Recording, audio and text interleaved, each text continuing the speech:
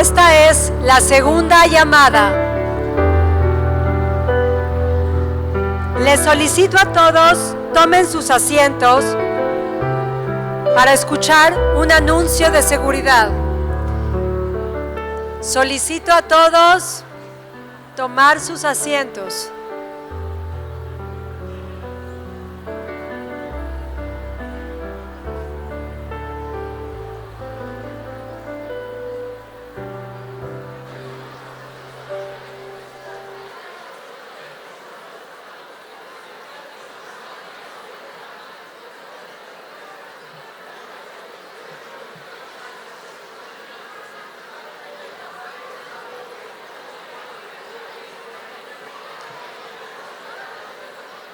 Les solicito al público tomar sus asientos.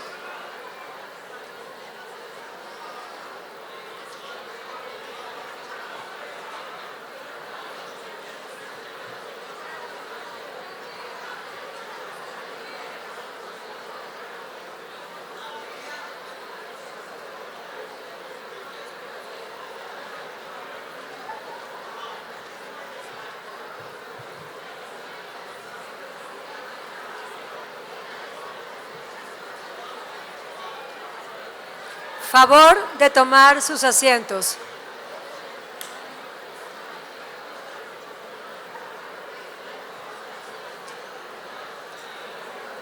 Pido su atención para ver el siguiente video de seguridad. Aviso de seguridad. Bienvenidos al auditorio del colegio Olamí Ort. En caso de emergencias, ante todo mantenga la calma. Esto es siempre lo más importante.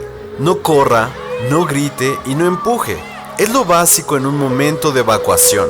Evite obstruir las vías de acceso con sus pertenencias. Respete las señales. No actúe por iniciativa propia. Y siga las instrucciones de ruta de evacuación presentes en el lugar. Este auditorio cuenta con 2 salidas de emergencia, las cuales se encuentran señalizadas. Ubique la más cercana a usted. Siga las indicaciones del personal de seguridad y diríjase al punto de reunión, ubicado afuera del estacionamiento de maestros. Recuerde que utilizar correctamente las rutas de evacuación y salidas de emergencia ayuda a salvar vidas. Al terminar el evento, favor de mantenerse en su lugar hasta recibir instrucciones para salir del auditorio de manera ordenada. Bienvenidos al colegio Olamí Ort. Muchas gracias.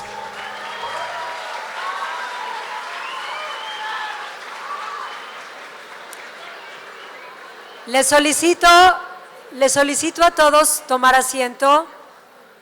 Por favor, esta es tercera llamada para poder comenzar.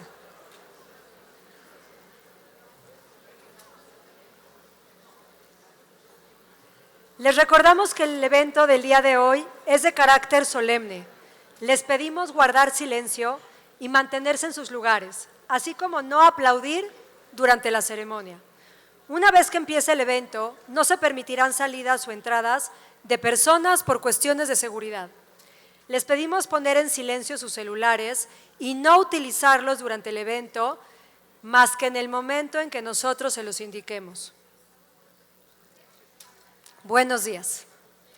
En nombre del Colegio Olamí Ort, quiero dar la más cordial bienvenida a los alumnos, maestros y directores de los colegios invitados, al ingeniero Mario Nizan, presidente del patronato de nuestro colegio, a los miembros del patronato que trabajan junto con él, a directores, maestros y estudiantes de Olamí, así como a todos los miembros de universidades e instituciones comunitarias que nos acompañan el día de hoy.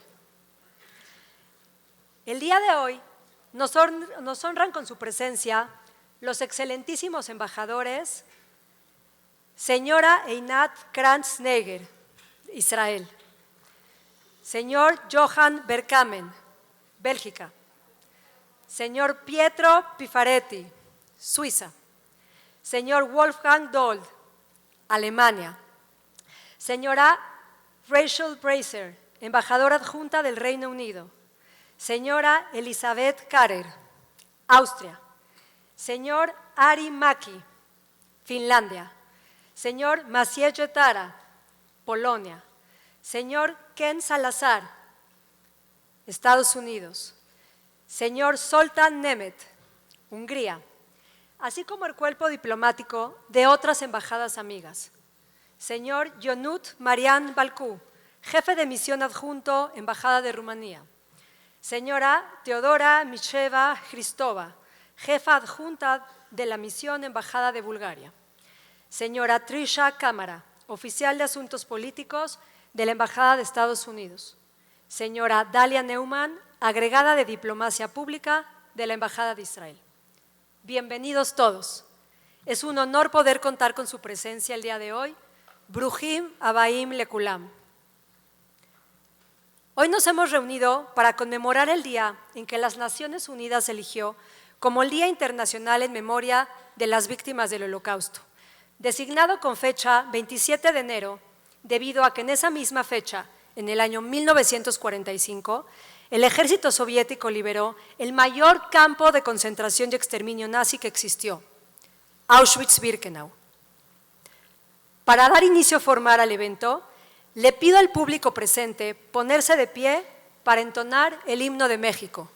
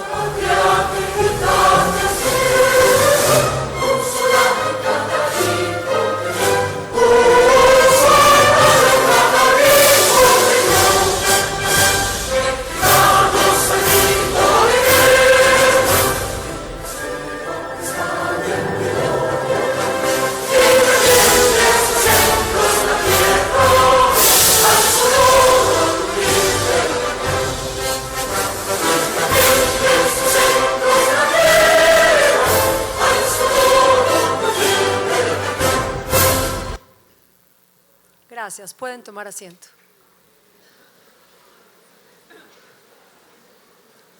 Solicito a la señora Einat Kranzneiger, embajadora de Israel en México, suba al escenario a compartir unas palabras.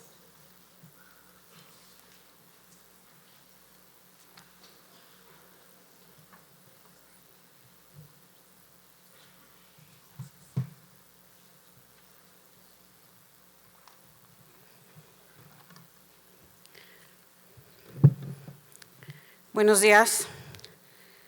Estimado Avi Meir, director del Colegio Or Olamí, estimado ingeniero Mario Nissan, presidente del patronato del Colegio Or Olamí y todos los miembros del patronato, nuestros anfitriones esta mañana, estimados embajadores y miembros del cuerpo diplomático aquí presentes, maestras y maestros, alumnas y alumnos, amigos todos. En mi calidad de embajadora de Israel en México, les agradezco estar aquí. Como cada año, estamos reunidos el día de hoy para conmemorar el Día Internacional de la Memoria del Holocausto, establecido por la Organización de las Naciones Unidas en el marco de la fecha de la liberación del campo de exterminio de Auschwitz el 27 de enero de 1945, hace 78 años. Este día tan importante en la agenda mundial tiene como principal intención hacernos reflexionar, además de recordar a las víctimas sobre lo sucedido hace poco más de 80 años en Europa. El Holocausto fue la culminación de siglos de latente antisemitismo impregnado en todas las capas sociales, políticas y económicas que prevalecía en el inconsciente colectivo, heredado y transmitido de generación en generación. Sin embargo, este año de recordación es muy distinto, ya que ha tomado un nuevo y doloroso significado. Hoy vemos y somos testigos una vez más de este mal que acecha al mundo. La creciente ola de antisemitismo, el odio hacia los judíos, desbordado y sin límites, que ha surgido a raíz de los brutales acontecimientos ocurridos el 7 de octubre en Israel, son un fiel reflejo de la humanidad, que la humanidad no ha sido capaz de erradicarlo. La realidad es que a raíz del 7 de octubre surgió un nuevo paradigma en el discurso de odio, alimentado en las redes sociales y los medios de comunicación a través de la desinformación y la ignorancia, acompañado por la demonización y el odio no solo a Israel como nación, sino a todo lo que sea y represente ser judío. De ahí la necesidad y el compromiso que tenemos todos de combatirlo en cada una de sus manifestaciones. Cuando vemos este desenfrenado fenómeno que ataca desde los centros de enseñanza y universidades de primer nivel, donde son los jóvenes los principales instigadores, debe hacerse un llamado de atención muy enérgico, porque son estos jóvenes los futuros líderes del mundo. Este debe ser el nuevo desafío, aceptar que el antisemitismo va en contra de todos los valores liberales democráticos y va en contra del futuro de la humanidad. Por ello, debemos combatirlo juntos, firmes y unidos. Se ha invertido un gran esfuerzo y muchos recursos en educación alrededor de este tema. Sin embargo, no ha sido suficiente. El legendario lema que surgió del Holocausto, ese de nunca jamás, solo 2 palabras tan contundentes, aquel que se ha repetido millones de veces desde el término de la Segunda Guerra Mundial, ahora más que nunca debe ser aplicado y puesto a la práctica.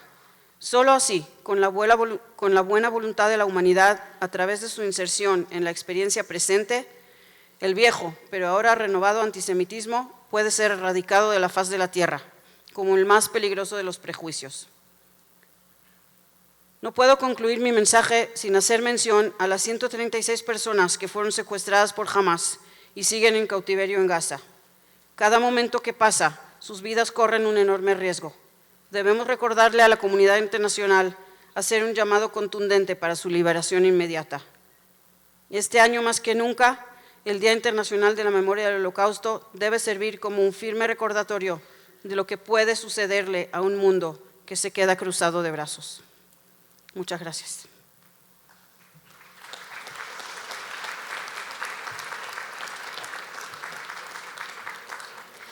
A continuación, cedo la palabra al maestro Avi Meir, director general de nuestra institución.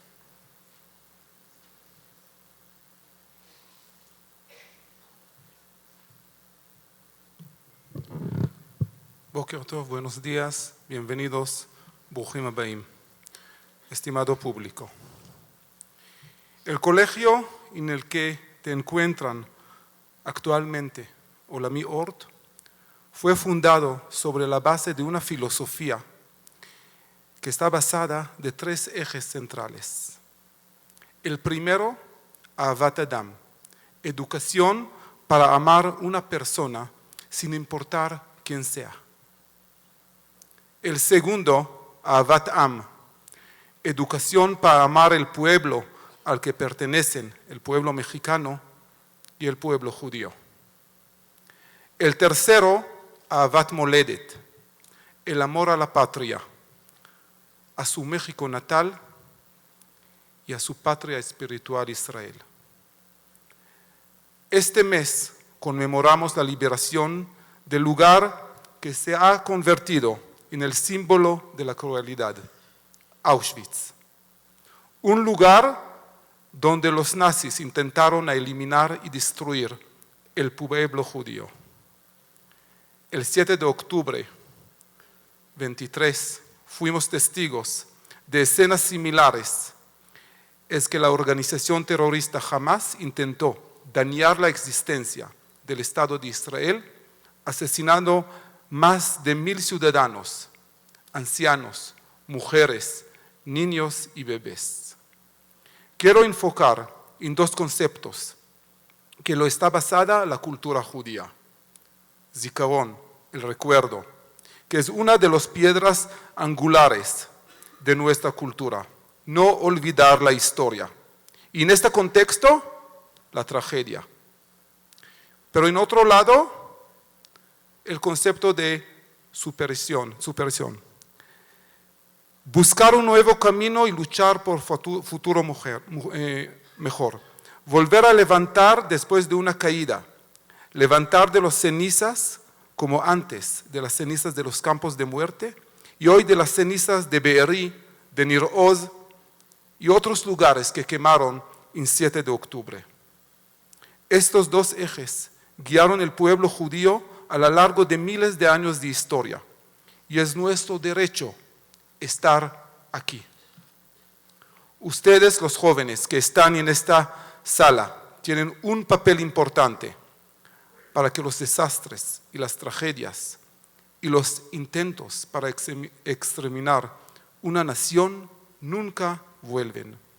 Y como está en nuestro Talmud, es un libro, uno de los sagrados en nuestra cultura judía, que dice: Gadol HaShalom, she'en ha'olam mitnaeg ela beshalom. La grandeza de la paz, porque el mundo no puede sin ella.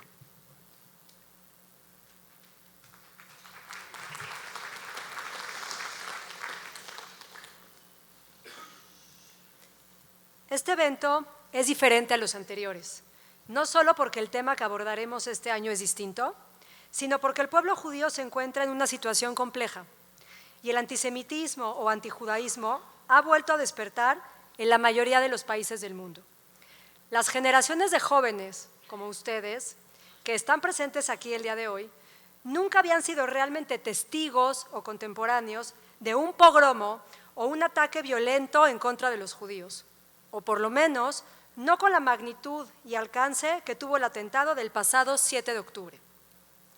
Para comenzar con el tema que nos convoca hoy, los herederos del mal, retratos del nazismo en la actualidad, compartiré con ustedes un breve contexto. En algunos lugares del Medio Oriente hay un personaje histórico muy admirado. Se trata de Adolf Hitler.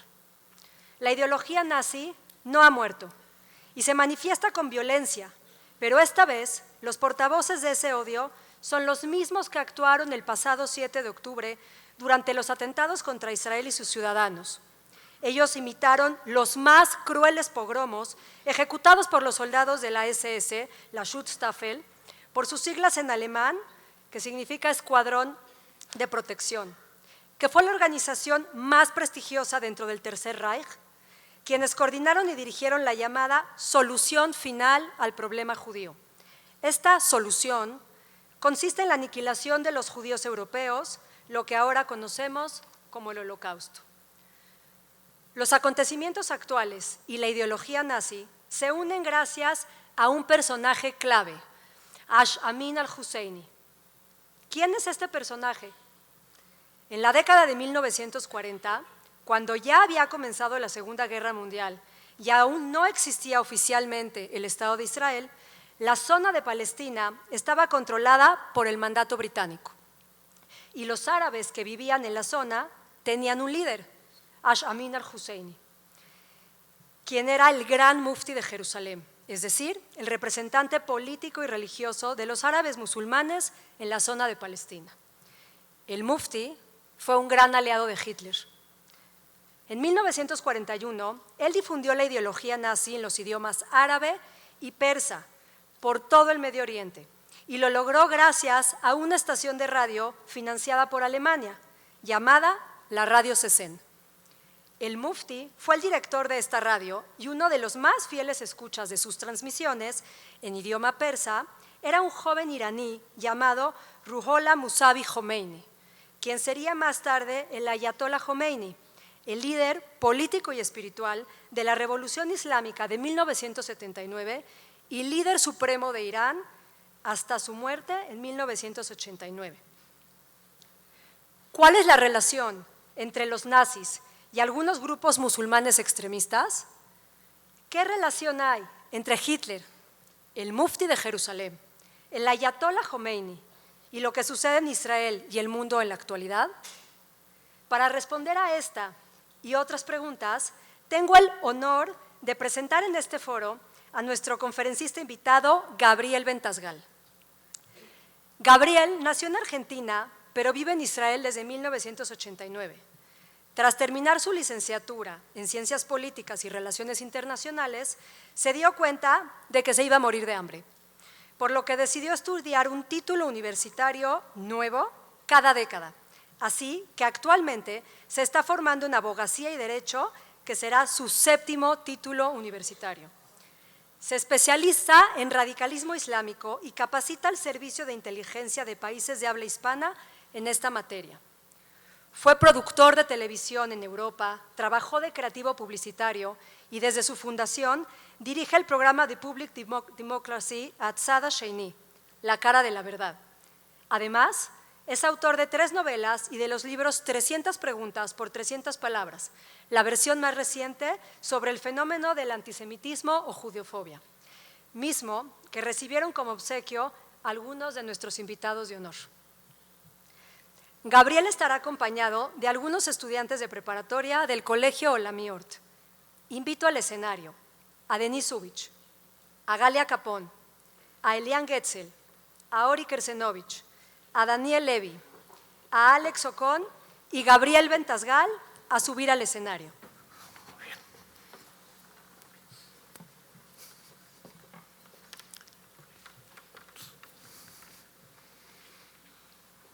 Muy bien. Algunos conceptos importantes a tener en cuenta y ante todo gracias a Olami y a los invitados de los distintos institutos educativos y a las autoridades que representan a vuestros países y también a la comunidad judía por la invitación y por estar presente. Algunos conceptos importantes. El antisemitismo como fenómeno es un fenómeno que tiene por lo menos 2000 años de historia y que se sustenta en 2 pilares teológicos cristianos. El primer pilar teológico dice que Dios le ha dado una verdad a la humanidad y ese nuevo pacto reemplaza al pacto anterior, lo anula y para demostrar su superioridad, el pacto anterior debe desaparecer. Esta teoría se llama la teoría del supersesionismo o teoría del reemplazo. El segundo pilar es acusar al judío que asesinó a Dios. Ustedes lo pueden ver, ese tipo de acusación en una película claramente antisemita como es La Pasión, hecha por Mel Gibson. El deicidio dice que los judíos son responsables por el asesinato de Dios, por lo tanto son condenados por el resto de la humanidad. Estos son los 2 pilares teológicos. No significa que una persona hoy cristiana piense esto. Más aún, cuanto más defiende las Escrituras y cuanto más cristiano es la persona en la actualidad, más ama al pueblo judío, más se relaciona con el pueblo judío y las autoridades eclesiásticas dicen que tanto la teoría del reemplazo como la acusación del deicidio no son válidas y un buen cristiano no las puede defender. Una persona que odia al judío y que habitualmente llamamos que es una persona antisemita, cosa que es un error conceptual, porque la persona no odia al semita. El semita no es un pueblo. Semitas son idiomas. Existen 4 idiomas semitas, que son el arameo, el árabe, el hebreo y el amárico. Tú no odias a una persona que habla amárico, tú odias al judío. Por tanto, la palabra no es correcta y además fue inventada por un antisemita, Wilhelm Marr, en el año 1870. La persona que odia a los judíos primero lo odia y después busca justificativos para explicar por qué lo odia. En la Edad Media, los más comunes era acusar al judío que asesinaba niños para sacarle la sangre para hacer matzá, pan de Pascua. El segundo mito decía que el judío robaba las hostias, porque la hostia es la representación del cuerpo de Jesucristo y por lo tanto lo que robaba esas hostias para poder hacerle daño y es una forma de seguir perjudicando el cuerpo de Dios. Y la tercer mito medieval era los judíos contaminan las aguas para crear la peste negra. Un antisemita moderno no le va a decir a usted esto, porque sería ridículo. Si le dicen que los niños matan niños para crear matzá, entonces quedaría en ridículo. Pero un antisemita moderno le va a decir que los israelíes matan niños palestinos adrede, que es lo mismo que acabo de decir antes, pero un poquito ayornado, actualizado. Hoy, en general, un antisemita va a utilizar 3 argumentos míticos. El primero, Los judíos dominan el mundo. Están detrás de todas las desgracias y todo es culpa de los judíos, y ese libro se llama Los Protocolos de los Sabios de Sión. El segundo mito, negación del holocausto. El holocausto no existió, o bien banalizar el holocausto, o bien relativizarlo y decir que no fue lo que dicen los judíos. No es tan así. El tercer mito de un antisemita es: yo no odio a los judíos, yo simplemente soy antisionista. No soy antisemita, soy antisionista. Hay un problema, casi todos los judíos son sionistas. Y el sionismo es el deseo de que el pueblo judío tenga un Estado propio independiente, igual que otros pueblos. Ahora bien, el antisemitismo es un fenómeno de origen europeo. Nace en Europa, se desarrolla en Europa, por lo tanto muchas veces cuanto más europeo es el país suele tener tendencias más antisemitas. Y dentro del fenómeno del antisemitismo tenemos varios modelos de antisemitismo. Uno de ellos es el antisemitismo nazi, que considera que el judío no es un ser humano, sino que es una raza y es una subraza. Esa subraza se nutre de la creatividad de otros pueblos y por lo tanto debe ser eliminada. Hay un problema. En el Medio Oriente de hoy vemos a portavoces del Hamas, de Hezbollah, de ISIS, de Al-Qaeda, hablando como nazis. Dicen que los judíos no tienen derecho a existir y lo vimos en los atentados del 7 de octubre. Por lo tanto, ¿cómo puede ser, siendo un fenómeno europeo, siendo un fenómeno tan claro de Europa, siendo un fenómeno nacido durante la primera parte del siglo XX y que explotó durante la Segunda Guerra Mundial, cómo puede ser que ahora en el Medio Oriente veamos fenómenos parecidos? Entonces la primera pregunta es para Dani. La pregunta es, tenemos aquí personas que vienen de familias que nacieron, vivieron, o vuestros padres o abuelos, en Siria o en otros países árabes. Y ustedes saben, igual que yo, que nosotros convivimos bien con el mundo islámico durante muchos años. La cantidad de pogroms que sufrimos en Europa no es la misma cantidad ni intensidad de lo que sufrieron los judíos que vivían en países árabes. Entonces la primera pregunta es para Dani. Nosotros, en el mundo judío, ¿convivimos bien o convivimos mal con el mundo islámico? Mira, te voy a platicar un poco. En los siglos pasados, los judíos y musulmanes coexistieron en armonía en diversas partes del mundo musulmán.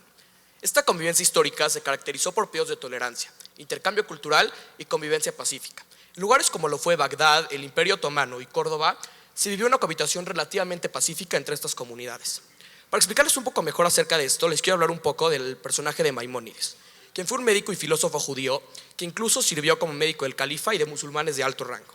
Por ejemplo, tenemos a otro personaje, Ibn Gabirol, quien fue un escritor y poeta judío en la época de Al-Andalus, donde incluso sus escrituras y poemas tan profundos e interesantes no nada más impactaron en la comunidad judía, sino que impactaron en todas las comunidades que vivían así.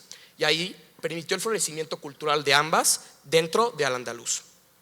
Por otro lado, cabe destacar que la relación entre judíos y musulmanes no fue uniforme ni exenta de tensiones y conflictos a lo largo del tiempo. Pero esto también dependía mucho de la postura de la persona en el poder en el momento. Pero también gran parte del florecimiento cultural e intelectual de ambas religiones se dio gracias a esta gran relación entre ellos.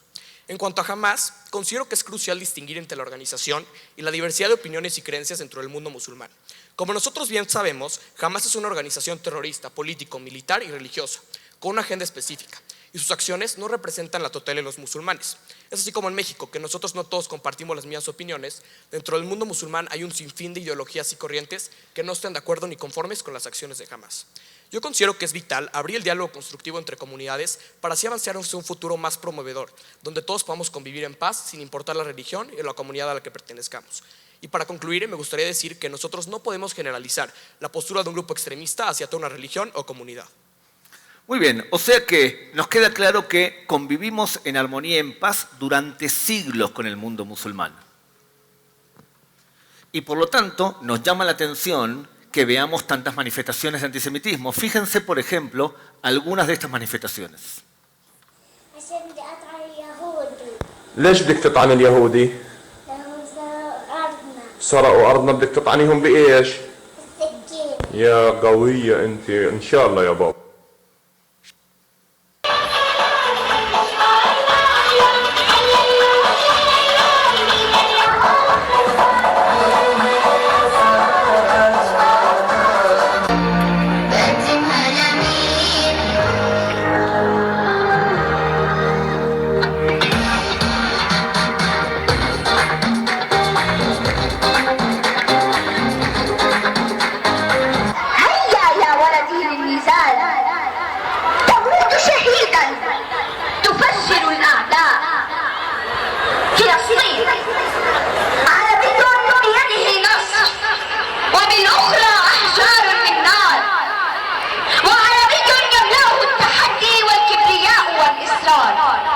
المعابر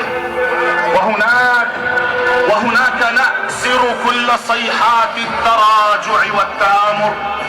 كلماتنا طلقات عز بصائر،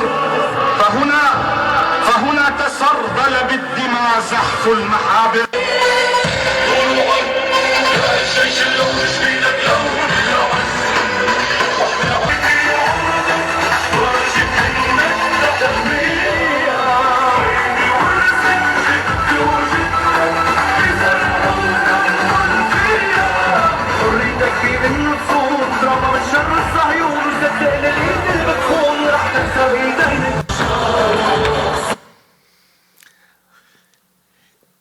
Lamentablemente, la educación al odio que vemos en la Franja de Gaza, a los niños que viven ahí, y que parte de esos niños reciben educación en escuelas de la ONU. La UNRWA administra muchas escuelas de la Franja de Gaza y educan lo que acabamos de ver aquí. Entonces, este tipo de odio se traduce después en atentados como hemos visto el 7 de octubre. El problema cuando tratamos con el antisemitismo de corte nazi que vemos en el Medio Oriente es que uno podría llegar a interpretar y a creer que es parte de la religión musulmana y no lo es. Tenemos 1.600 millones de musulmanes por el mundo. Las personas que piensan de forma radical y que defienden valores radicales son la minoría. Muchos analistas del Medio Oriente dicen que aproximadamente el 10% piensa de forma radical. ¿Cuántos de ellos están dispuestos a realizar un acto para matar judíos o cristianos? Porque el problema no es que es solamente contra judíos. El problema es que todo aquel que no sea musulmán puede ser castigado. Quiero aclarar una cosa importante. En el Medio Oriente, la gran mayoría de asesinados no son judíos. Las principales víctimas de este tipo de educación son ante todo musulmanes, que no son radicales. Son las principales víctimas. Y el segundo grupo afectado son los cristianos. En este momento existe una organización llamada Al-Qaeda en la zona de Mozambique que está haciendo una masacre y un genocidio en serio de cristianos. ¿Y por qué los matan? Por ser cristianos. ¿Cuántos están dispuestos a hacer un evento bélico para imponer su religión? Menos del 1%. Por lo tanto, importante, estamos señalando un fenómeno que es relevante para nosotros porque se produce en un evento que produce un atentado con muchas muertes, en un intento de aniquilar hasta el último judío, de violar a las mujeres judías, de degollar a sus niños, incendiarlos, o sea que no es un evento pasajero, nos está mostrando la maldad en su máxima expresión. Y por eso lo señalamos. Pero quiero volver a aclarar, estamos hablando de un fenómeno que es la minoría del mundo musulmán. Pero dicho esto, nosotros tenemos que analizar qué dicen los datos fácticos. Y para eso le vamos a pedir a Elian que nos explique cuál es el nivel de antisemitismo que vemos en general en el Medio Oriente, que es muy diferente del antisemitismo que ustedes conocen en vuestros países y por supuesto también en Europa. Elian. Gracias.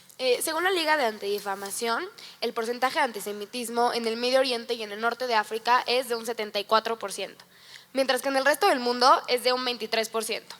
Lo curioso es que dentro de los musulmanes que no están en esta región es de un 24%. Ustedes se preguntarán por qué es esto. El ejemplo más claro es Irán, actualmente uno de los mayores enemigos de Israel, promoviendo la violencia hacia Israel y hacia las diferentes comunidades judías de todo el mundo. Podemos verlo muy claro en sus libros de estudio, equivalentes a nuestros libros de la SEP, donde muestran mensajes de odio que incitan a la guerra y adoctrinan. Aquí podemos ver un ejemplo de un libro de 5º grado de primaria. En esta otra imagen es de un dibujante brasileño, Carlos Latuf. Él es uno de los principales representantes de la judiofobia moderna. Aquí podemos ver cómo Israel está aniquilando palestinos en Gaza, mientras Estados Unidos lo apoya y con la mirada cooperante del resto del mundo y de otros países árabes. También han tenido grandes esfuerzos por negar el Holocausto, empezando por el 2002, con el discurso de Jamenei, uno de del mayor líder de Irán actualmente. Él dijo que los campos de exterminio y las cámaras de gas eran una historia que la verdad no era clara y que se usaba como propaganda sionista para ganarse la solidaridad del mundo. Ahmadinejad en 2005 dijo que el exterminio nazi contra los judíos era un mito. También enseñaban propagandas como los gráficos que vemos ahora. Muy bien, fíjense, lo que estamos viendo es que en el Medio Oriente tenemos un alto nivel de antisemitismo, un muy alto nivel. Y tenemos países que fomentan el odio hacia el judío y la negación del holocausto, pues les recuerdo que las 3 formas de manifestación de antisemitismo actualmente es la negación de la Shoah, del holocausto, acusar al judío de dominar el mundo y también negar el derecho a la existencia del Estado de Israel. Elián nos dice que uno de los principales promotores de esta política es Irán y citó al presidente Mahmoud Ahmadinejad que muchas personas, cuando él iba a hablar a la ONU, países que ustedes embajadores representan, se levantaban y abandonaban la sala porque no iban a permitir que un negador del holocausto hable en público y sea visto como una persona legítima.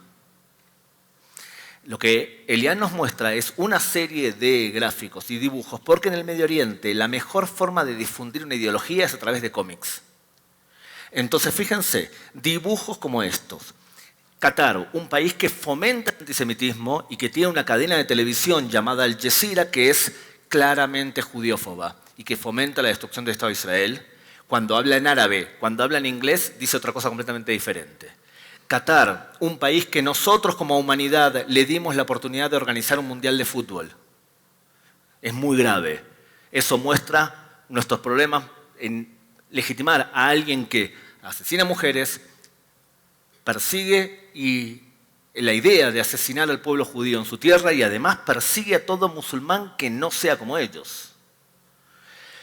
En Qatar se dibujan dibujos como estos. El judío antes asesinó a Jesús y ahora asesina a los musulmanes y al pueblo palestino.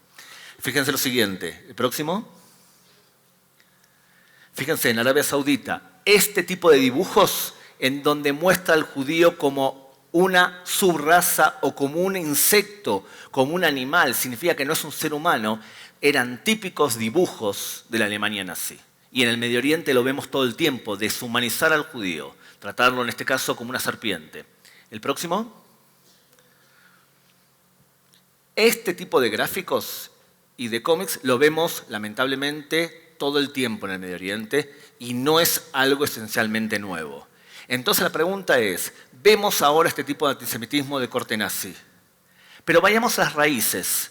¿Es que acaso el Corán como libro sagrado del Islam promueve esto? Y para eso, ¿a quién vamos a preguntarle? Ori. Le preguntamos a Ori, ¿el Corán es un texto antisemita? ¿Es un texto de corte nazi? ¿Qué nos enseña el Corán? Bueno, el Corán, texto sagrado del Islam, contiene suras o fragmentos que hablan ya sea positiva o negativamente sobre los judíos. Esto según el contexto histórico y la relación que tenía Mahoma con los judíos de Arabia. Algo interesante es que cuando a los judíos se les nombra de manera positiva en el Corán, se les nombra Banu Israel. Sin embargo, cuando se les nombra de manera negativa, se les dice Yahud. Algo que me parece relevante es que cuando Mahoma vivía en la Meca, él buscaba tener amistades judías, fomentar su relación con ellos. Sin embargo, cuando él hace la Hejirá o su migración a Medina, es cuando las suras en el Corán se tornan negativas hacia los judíos. En el Islam, como en cada religión, ellos piensan que su teología es superior hacia las demás religiones. Es por eso que tienen 2 leyes, Din al-Haq, que es la ley que rige, y Din al-Batel, que es la ley que ha sido anulada por una nueva. El Corán dice que la ley judía y el cristianismo han sido anulados. Sin embargo, también el Corán dice que nosotros, los judíos, somos el pueblo elegido de Dios, pero también nos critica porque nosotros hemos rechazado a Mahoma, que se supone que es el último profeta. Pero Mahoma siempre que habla del judaísmo, habla bien. Muy bien, o sea, ¿qué tenemos? Tenemos que Mahoma tiene una relación dual con los judíos. De verdad se llevaba bastante bien, más aún todavía. Esto es menos sabido quizá en la historia, pero en el año 608, un rabino de Etiopía se escapó de Etiopía y se fue a vivir a la casa de Mahoma durante 2 años. Se llamaba Kaab, en castellano Jacob. La influencia del judaísmo en la teología islámica es muy alta. En los primeros años, cuando Mahoma busca amigos y cercanos y aliados, habla muy bien de los judíos. No solamente eso, el primer año y medio de su misión sobre la tierra, Mahoma le pide a sus fieles que recen hacia Jerusalén. Es la primera quibla, es el primer lugar de rezo hacia Jerusalén. O sea que tiene una relación relativamente buena hacia los judíos.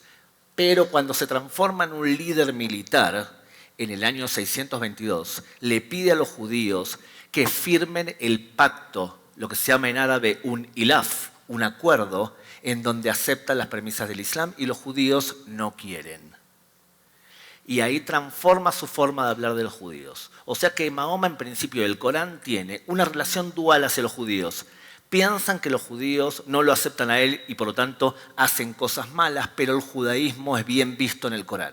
Más aún, partes del Corán citan la Biblia judía. Es un poco diferente con la relación con los cristianos.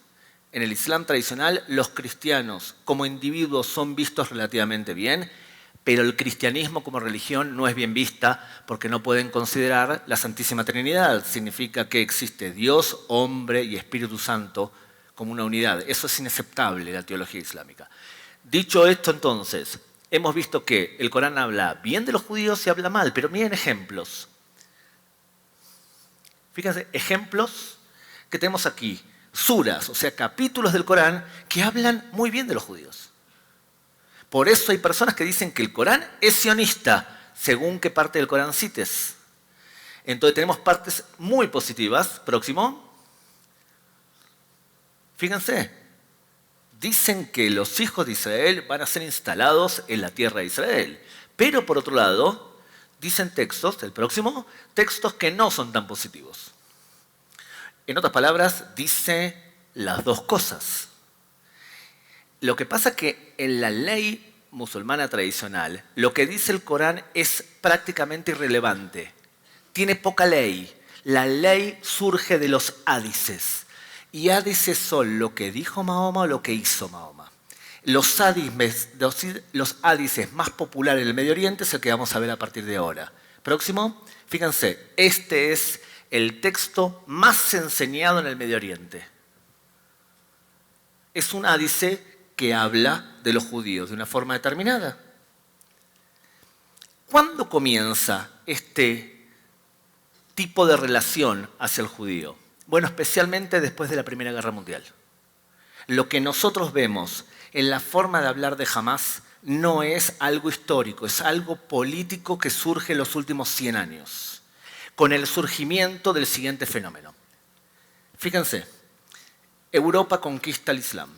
Francia e Inglaterra conquistan al Imperio Otomano.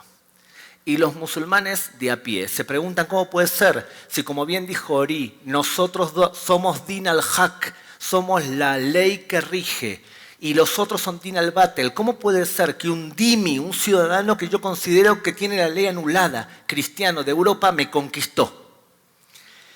Grupos del Medio Oriente dicen, nos conquistaron porque no cumplimos la ley como se debía. Y crean una organización llamada los Hermanos Musulmanes.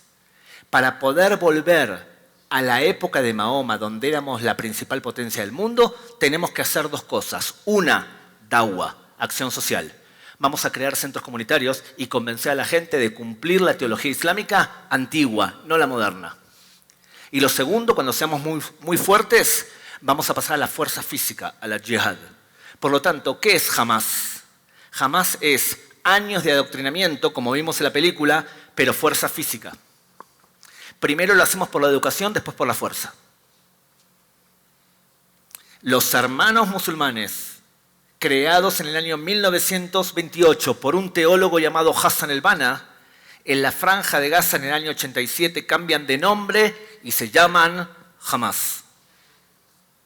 Entonces la pregunta que le hago a Alex es, la carta fundacional del Hamás, la teología del Hamás, ¿tiene ideología nazi o tiene ideología antisemita? ¿Qué es lo que podemos aprender de lo que escriben los líderes del Hamás? Alexito. Sí, la Carta Fundacional de Hamás fue publicada en 1989 por los Hermanos Musulmanes y el Movimiento de Resistencia Islámica. Un dato interesante es que el Mufti de Jerusalén fue uno de los fundadores de la Hermandad Musulmana, y como el Mufti de Jerusalén tenía una muy buena relación con los nazis, esta carta contiene mucho antisemitismo. Algunos artículos que me llamaron la atención por su antisemitismo fueron el artículo 7, el artículo 22 y el artículo 28. El artículo 7 habla sobre qué hace Hamás cuando alguien intenta obstruir sus planes en Palestina. Lo que ellos dicen que harían es destruirlos sin importar el tiempo y esfuerzo que tome. Claramente se refiere a los judíos. El artículo 22 habla sobre diferentes típicas teorías de conspiración sobre los judíos, como que ellos controlan los medios de comunicación, las redes sociales, emisores de radio, televisión, etc. También dice que los judíos son responsables de diferentes conflictos y guerras, como la Primera Guerra Mundial, la Revolución Francesa y la Revolución Comunista. El artículo 28 habla sobre diferentes organizaciones supuestamente creadas por los judíos para intentar controlar el mundo y Palestina y oprimir a Gaza y al Islam. Algunas de estas organizaciones son el Club de Rotarios, los masones y hasta las Naciones Unidas con su Comité de Seguridad. Para cerrar, quiero mencionar que Mi lucha de Adolf Hitler es de los libros más vendidos en la Franja de Gaza actualmente. Fíjense, los judíos, según la Carta Fundacional del Hamás, dominan todo. ¿A qué les suena algo así? A los protocolos de los sabios de Sion, que es un texto europeo. Los protocolos de los sabios de Sion fueron escritos en Rusia por la Ojrana. La Ojrana es el espionaje ruso, que quería denostar a los judíos porque muchos líderes judíos eran los líderes de la Revolución Comunista. Y por lo tanto, para menospreciarlos, toman un libro francés que hablaba mal de los franceses y le hacen replays. En todo lugar donde decía Francia ponen judíos. Hasta que un periodista inglés, Philip Graves, en el año 1921, encuentra en una biblioteca de Turquía el libro original que habla en contra de los franceses y dice, señores, alguien hizo plagio. Tomó un libro francés, hizo un libro judío y ese libro fue publicado en el mundo. Es un libro que solamente los extremistas hoy lo citan, que los judíos dominan el mundo y están detrás de todos lados, como dice la Carta Fundacional del Hamás. Pero tengan en cuenta que ese libro fue muy importante para un fabricante de autos muy antisemita y muy famoso llamado Henry Ford, que escribió los protocolos de los sabios de Sion, pero en una versión americana. Se llamaba El Judío Universal. Ese libro es el libro de cabecera de Hitler. O sea que nosotros tenemos en la Carta Fundacional del Hamás deseo de aniquilar a todos los judíos con tintes de antisemitismo europeo. ¿Cómo llegó todo esto aquí? Bueno, una figura importante fue el Mufti de Jerusalén, muy importante. El Mufti de Jerusalén fue el líder musulmán y uno de los principales instigadores del conflicto palestino-israelí. Él, luego de provocar una revuelta contra los británicos, en donde también se asesinó judíos, se llama la revuelta del 36 al 39, la gran revuelta árabe, los británicos lo fueron a buscar y se escapó a Irak. Cuando estaba en Irak se levantó un régimen nazi en Irak y ahí él era el asesor fundamental. Lo fueron a perseguir ahí y se escapó a Alemania. Primero fue a Roma, después fue a Alemania. Cuando llega a Alemania, Hitler ve que tiene potencial, lo usa él y el Mufti colabora con los nazis para enrolar musulmanes a las tropas nazis. Y le pide a Hitler que conquiste la tierra de Israel y mate a los judíos de la tierra de Israel.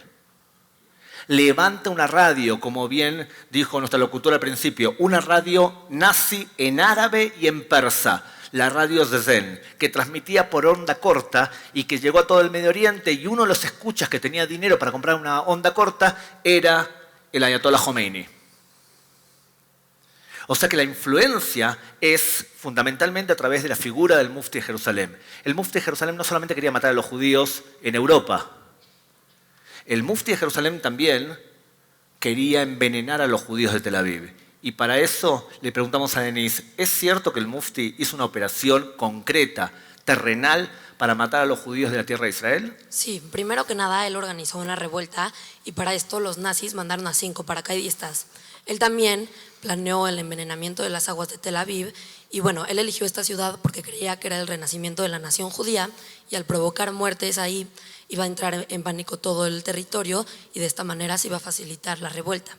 Todo el plan ya estaba hecho, pero había un policía árabe musulmán llamado Idrisi cerca de donde los paracaidistas se lanzaron y él recibió un informe de que monedas de oro británicas se estaban vendiendo en el mercado y en la bolsa donde estas se encontraban también había una pistola y municiones y cerca de donde esta bolsa cayó del paracaídas había 3 hombres buscándola. Estos 5 terroristas llevaban consigo dinero turco y austriaco, comida enlatada, las monedas de oro, pero lo más importante era un extraño polvo blanco que se mandó a investigar y resultó ser un potente veneno que se diluía con facilidad en el agua y una caja bastaba para matar a 25,000 personas. En este plan había aproximadamente 10 cajas, por lo que se intentaron matar a 250,000 judíos, pero por suerte para nosotros, un policía árabe musulmán, Idrisi, logró sabotear tanto la revuelta como el envenenamiento. O sea, en la ciudad de Jericó tenemos un policía que se da cuenta que algo raro ocurre y él desbarata el intento del Mufti de Jerusalén de envenenar el agua de los habitantes de Tel Aviv.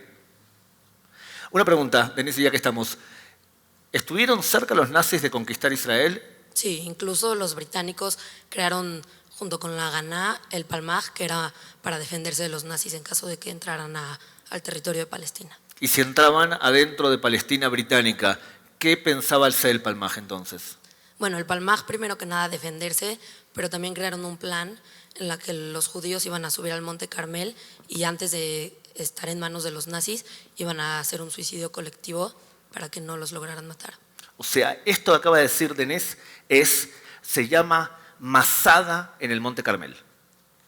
Judíos pensaron que antes de caer en manos nazis era mejor suicidarse. El Mufti de Jerusalén no solamente le pidió a Hitler que conquiste Israel, y menos mal que no lo logró, sino que le preguntó lo siguiente: si conquistamos la tierra de Israel, ¿sería posible en la zona de Emek Dotán, crear un crematorio para asesinar a los judíos también ahí? El Mufti de Jerusalén, entre paréntesis, terminó sus vidas siendo perseguido por varios lugares. Primero fue a Egipto, después fue al Líbano y murió en el Líbano en el año 1974. Él tenía un sobrino. El sobrino de él se llama Yasser Arafat.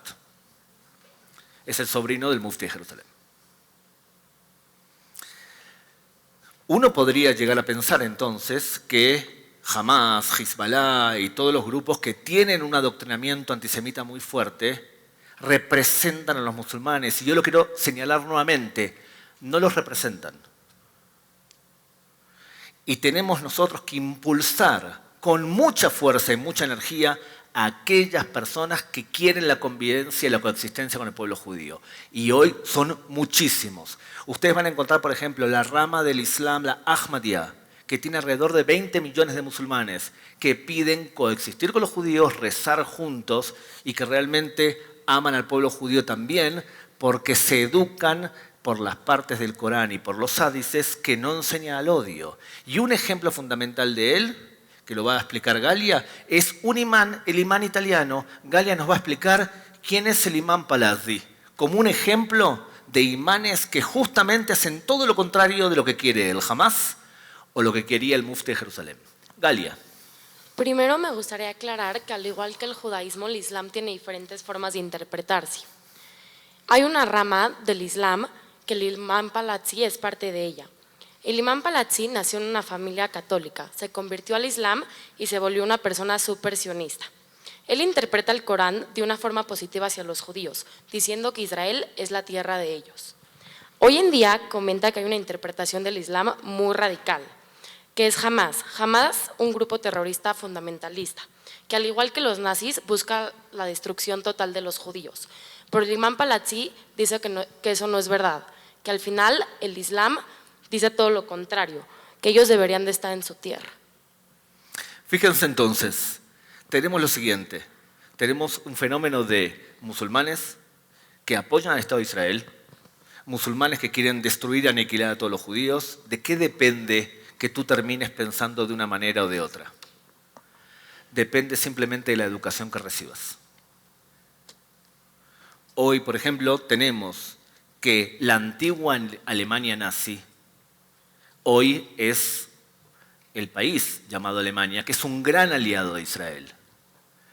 La Alemania moderna jamás va a permitir que se eduque a ese mismo tipo de odio, y cuando alguien quiere decirle a un niño que está haciendo un genocidio, los primeros van a ser los alemanes a decir: nadie puede comparar algo tan inmoral. Tanto es así que ahora, cuando Sudáfrica presenta una demanda diciendo que Israel hace un genocidio, el primero, además de nuestro aliado más importante que es Estados Unidos, el primero que viene y dice: nosotros no vamos a permitir que se compare un genocidio con lo que está ocurriendo en la Franja de Gaza. Y a ti, embajador, como representante de tu país, te quiero agradecer por la postura como israelí, por lo que han hecho en los últimos años, meses, por el pueblo judío en Israel. Depende de la educación que nosotros recibamos. Lo que nosotros no podemos hacer es ocultar la cabeza bajo tierra y decir que el antisemitismo no existe, que el antisemitismo de corte nazi en el Medio Oriente no existe, sino hay que nombrarlo, hay que señalarlo, porque lo que ustedes acaban de ver y lo que los chicos le han contado, estos son los herederos del mal. No están tanto en Europa, no están en América Latina tanto, pero sí están en el Medio Oriente. Y la mejor forma de poder combatir un antisemitismo es nombrarlo, señalarlo, mostrarlo, denunciarlo. Muchas gracias. Muy bien. Agradezco mucho a Gabriel y a los estudiantes que lo han complementado. Invito al público, especialmente a los jóvenes, a participar para hacer preguntas a Gabriel en un formato televisivo. ¿Cómo funciona? Ustedes van a registrar sus preguntas en una aplicación a la que les daremos acceso en cuanto yo termine de darles la instrucción. Podrán acceder mediante escaneo de código QR o ingresando a la página con un código de acceso. Sus compañeros de Olami Ort, que se encuentran en el escenario, serán sus representantes y seleccionarán algunas de las preguntas. Gabriel les responderá en no más de 15 segundos. Podrán utilizar su celular exclusivamente para enviar sus dudas y les pedimos que lo guarden y no lo vuelvan a utilizar durante el resto del evento. Tendrán 3 minutos para pensar y realizar sus preguntas. Quienes no lograron conectarse al principio del evento a la red del colegio, les invito a que se conecten.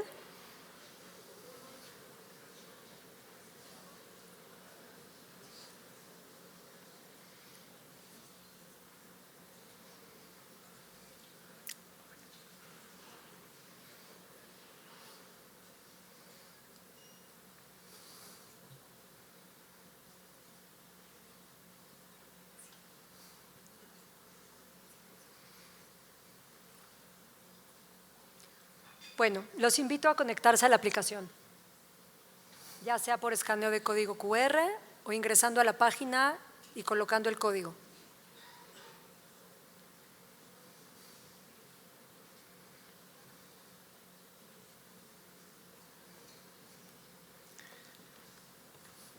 ¿Me prestas agua? Claro.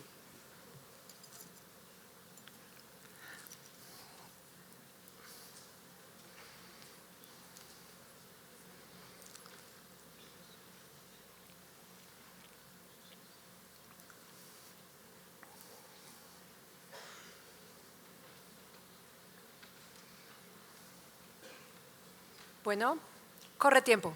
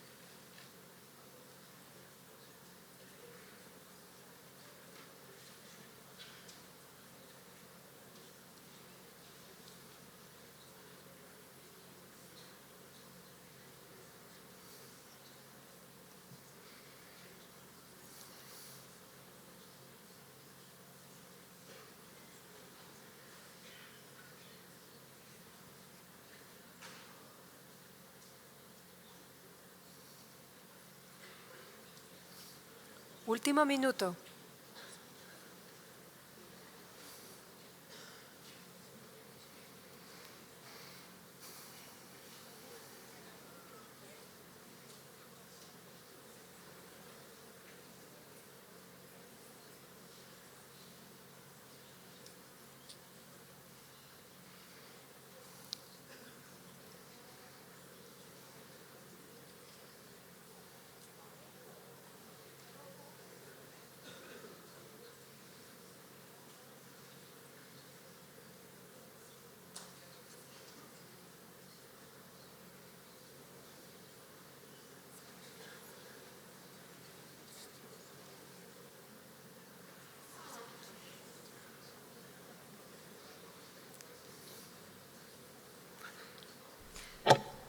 Para dar tiempo a nuestros panelistas de leer sus preguntas, presentaremos un acto artístico realizado por nuestras estudiantes. Invito a subir al escenario a Estrella Calahorra, a Natalia Kritzler, a Lynn Bernstein, Daniela Schwartzman para presentar el acto artístico.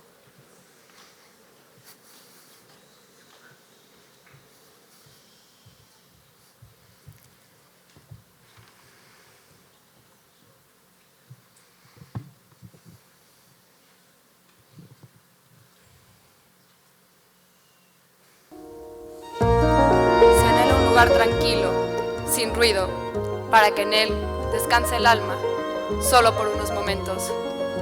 מבוקש מקום, שקט עליו תנוח הנפש לכמה רגעים בלבד. Se anhela un lugar que sirva para descansar los pies, solo por unos momentos. מבוקש מקום, שישמש מדרך לכף הרגל לכמה רגעים בלבד.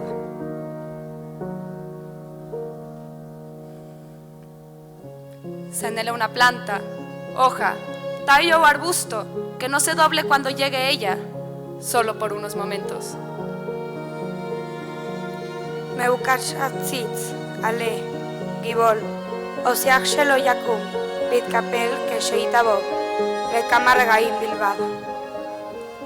Se anhela un discurso, una sola palabra, limpio, agradable y cálido, que sirva como una banca o un refugio para alguien cercano a mí, una niña o una paloma o mi propia alma, que salió del arca por unos momentos, en la mañana, y desde entonces no encontró tranquilidad.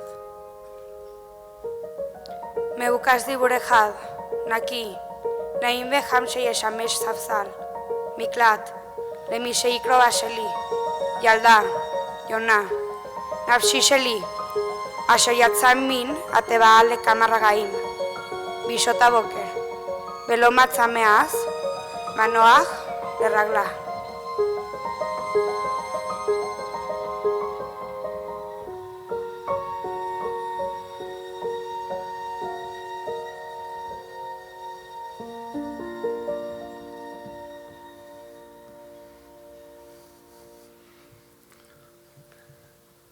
Simplemente 6 preguntas y empezamos por Dani. Sí, la primera pregunta para ti, Gabriel, que hacen en el público es: ¿los niños en Gaza son culpables de lo que está sucediendo si así son educados?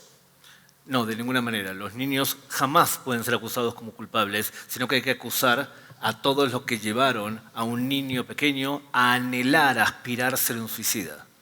¿Y quiénes son los que lo están educando? Hay gente que lo está educando, que son, por ejemplo, escuelas de la UNRWA, y hay también gente que está pagando. Cuando nosotros vemos que un país como Qatar invierte en Hamas 25 a 30 millones de dólares, son los responsables educativamente de que logremos, de que veamos a niños queriendo ser soldados o aspirando a ser un mártir para llegar al paraíso, al Jannah, que es una aspiración que tú ni yo queremos.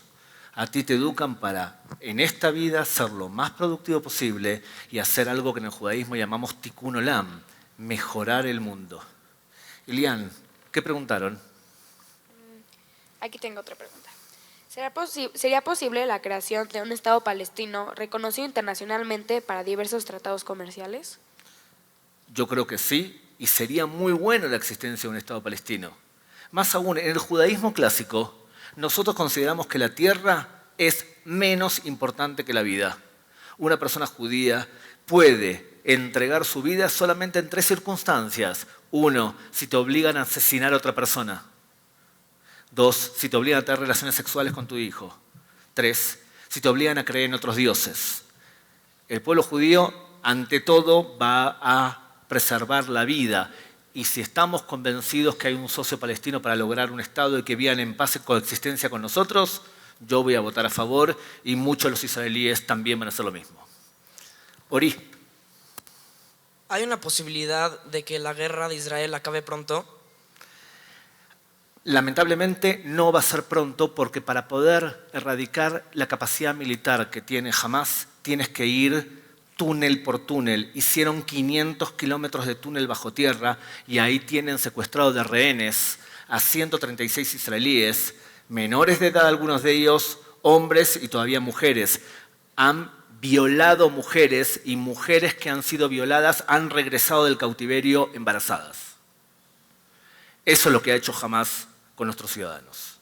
Y por lo tanto, para poder erradicar esa amenaza y asegurarnos en la medida de lo posible que no lo vuelvan a hacer, los soldados israelíes van a tener que entrar casa por casa, incluso si dicen que somos mala gente. Porque esta vez los judíos estamos decididos a que no nos vuelvan a asesinar. Alexito. Sí, la siguiente pregunta que te hace el público es, ¿la ONU ha sido beneficiosa para solucionar el conflicto palestino-israelí? La ONU ha sido una de las causas del conflicto palestino-israelí. Lamentablemente tenemos una organización de 193 países donde la mayoría son dictaduras y donde se ha financiado a un conflicto para que sea eterno. La ONU ha creado la UNRWA, que es la organización que protege al refugiado solamente palestino. Y esta organización ha gastado $45.000 millones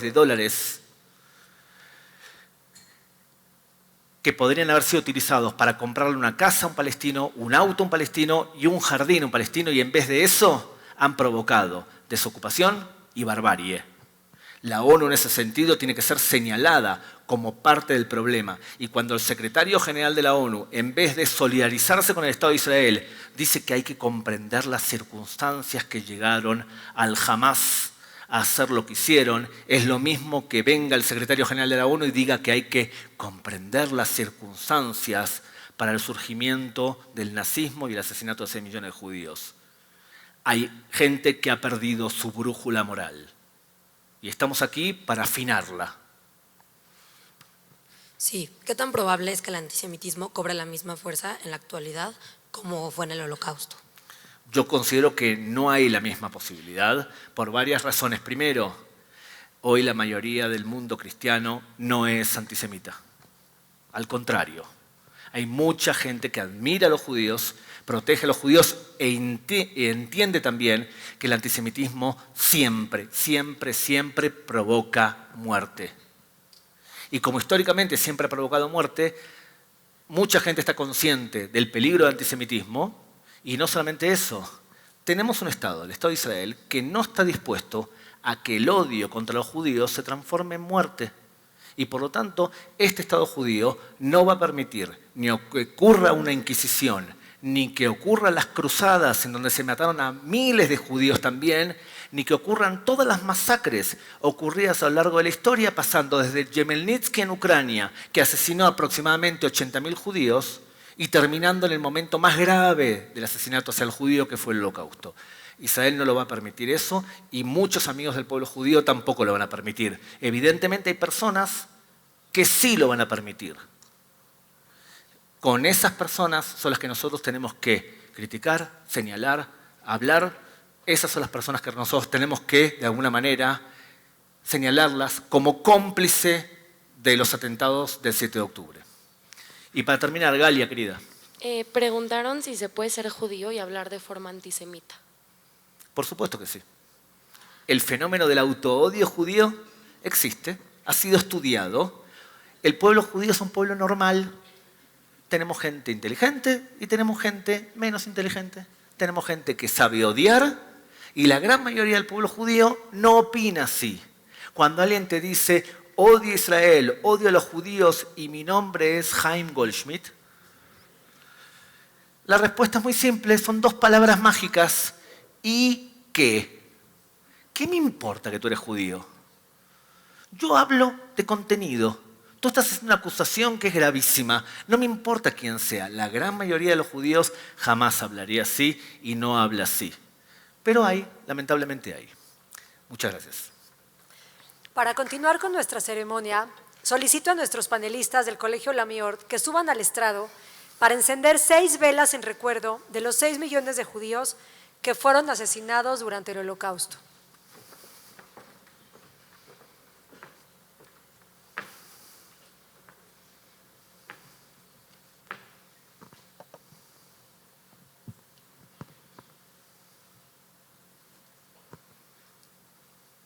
Por los que intentaron escapar y no lo lograron.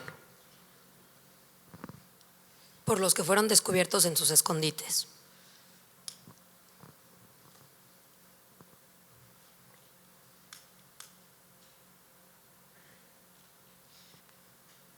Por los valientes que se levantaron en puños.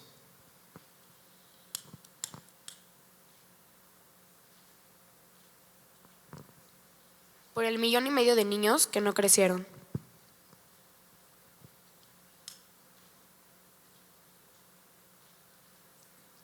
Por los jóvenes idealistas que lucharon hasta el final.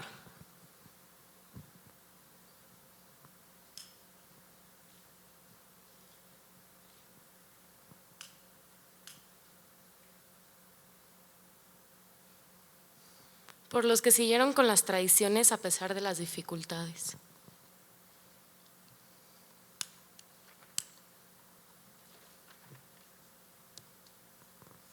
Hoy encendemos una vela más, una vela distinta en honor al pueblo judío y a la situación que se vive en la actualidad. Invito al ingeniero Mario Nissan, presidente del patronato del Colegio Olamí Ort, y a nuestro conferencista invitado, Gabriel Ventasgal, a encender una vela por la esperanza.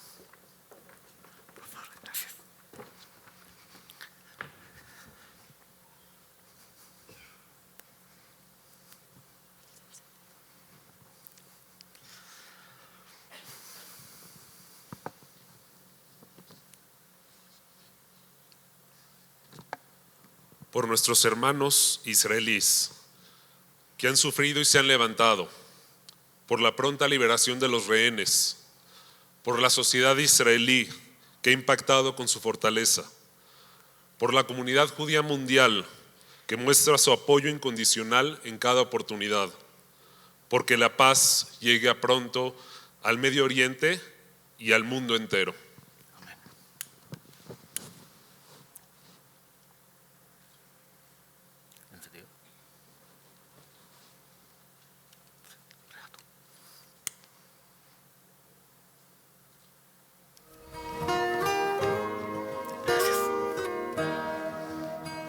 עולם חדש ראיתי עם אור של גאולה וכל הדמעות מכל הדורות הפכו לשמחה גדולה עולם חדש ראיתי בלי מלחמות ודם וכל האויבים נהיו אוהבים חיילים השבים לביתם מתי זה יהיה? מתי זה יבוא? הלוואי בקרוב די לצרות תן עוד כוח לבכות מתי נתעורר לעולם המושלם מתי זה יגיע בסוף אמן בקרוב אחכה לו בכל יום שיבוא ואז יהיה העולם המושלם מתי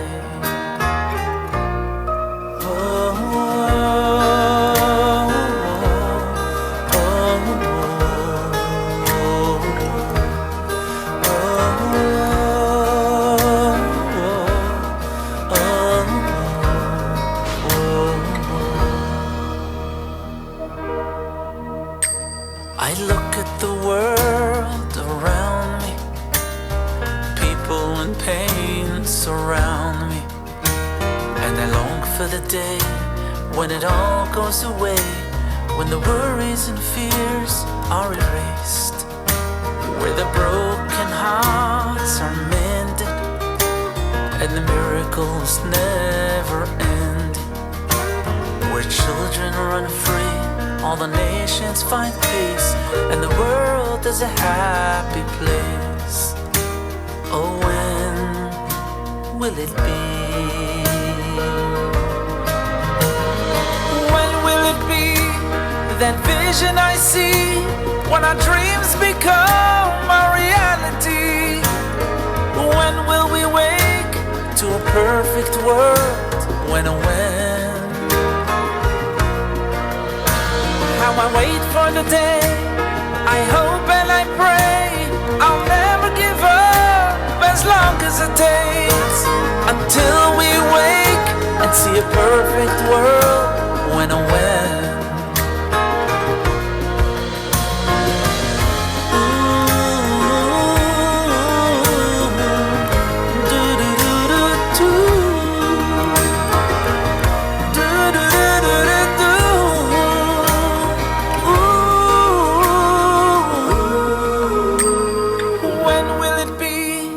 That vision I see, when our dreams become a reality. When will we wake and see a perfect world? When?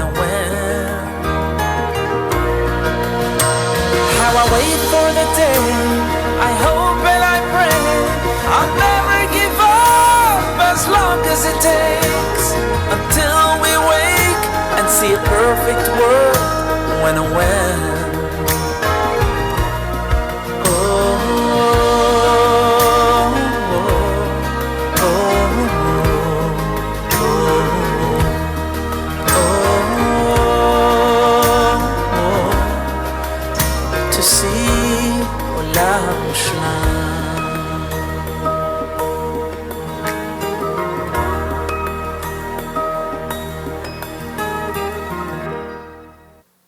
Para culminar con el evento, solicito al público ponerse de pie para entonar el himno de Israel, el Hatikvá, que en español significa la esperanza.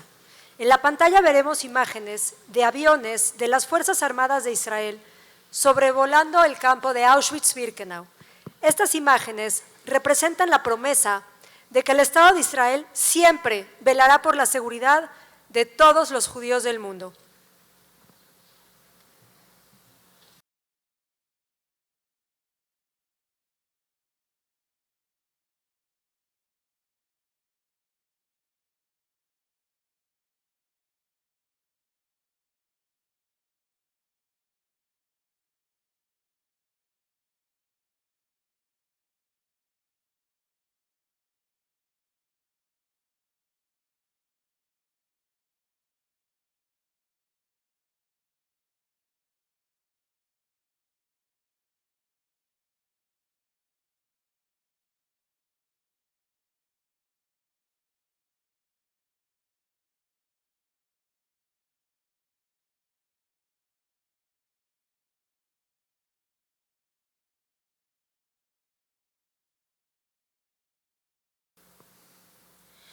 Kolot valeva denima nefesh yerudi omia ulfaten isla kadima ain letzion Sofia. Otra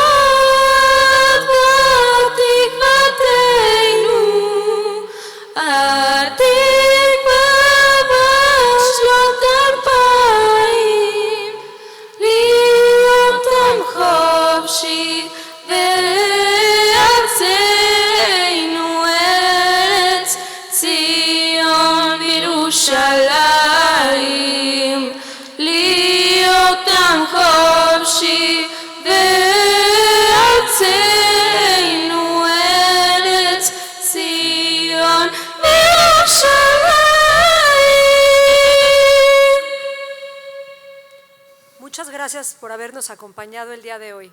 Les solicitamos permanecer en sus asientos mientras anunciamos quiénes abandonarán el auditorio para lograr una salida ordenada. Embajadores y cuerpo diplomático. Muchas gracias. Muchas gracias por su presencia.